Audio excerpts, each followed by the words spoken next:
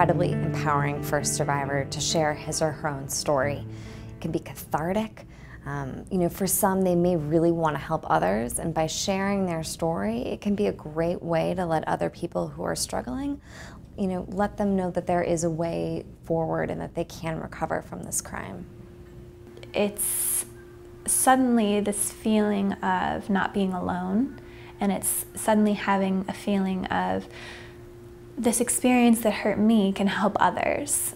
We know that trauma survivors, particularly in cultures, which are most cultures that stigmatize sexual violence and shame sexual violence, speaking out is a way of sort of fighting through that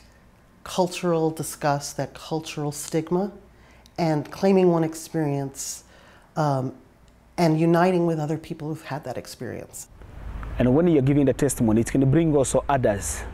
other survivors, who are still hiding because of shame and fear. When they will see their fellow survivor, the fellow survivor who have been also enduring the same situation, can also come out of the shame and the fear. Saka zvikatobuda pamakameras vanhu vachizviona ndozviri kusangana nemadzimai ekuZimbabwe kuti akota vadii kudai, vadii kusangana, vadii kuti tite kana kuti zvinovabatsirawo kuti varege kuramba vasangana nedambudziko iroro. We're breaking the silence, and that's what I want to focus on. There's a lot of pain, there's a lot of anger and injustice out there, but these kind of things, for me, these kind of projects give me hope and empower me to keep on going for myself,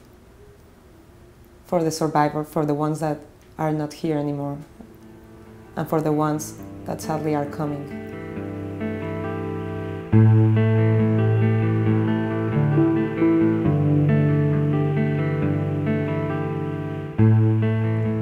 My advice to filmmakers and journalists who are filming survivors is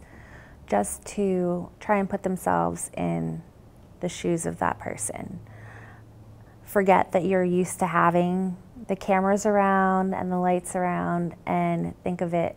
in that person's perspective. In order to avoid being disempowering to a survivor, I think it's really important to just keep in mind that this isn't a story and it's not just a piece of news or a piece of information. It's someone's deepest, darkest feelings, it's their most secret emotions, and it's probably taken them so much time and effort to be able to just admit it to themselves, let alone to consent to sitting down with someone who could be a perfect stranger in front of a camera and record an interview that could be broadcast to who knows how many people. So when conducting these kinds of films, I think it's really important to do your homework, think about the purpose, think about, is it worth doing given the amount of potential strain this person can go through. At the time, give the person as much control as possible, conduct a very thorough informed consent with them, and also talk to them about language, things that you might do, things that you might not do that'll put them at ease or make them more uncomfortable.